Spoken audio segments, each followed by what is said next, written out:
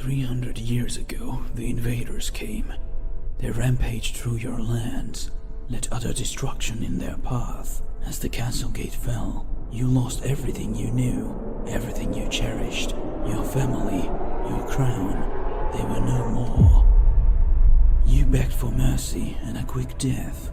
Instead, the new king banished you for eternity to the demonic plane.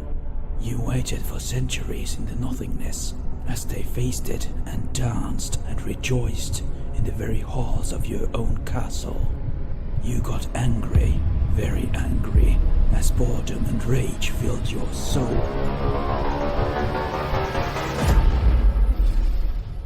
But your suffering is now coming to an end. For generations, we studied the arcane to reverse the ritual. Tonight we are ready to summon you back, my lord. We now grant you the demonic power to possess bodies. Tonight, you will get back what is rightfully yours. The massacre at High Castle shall begin.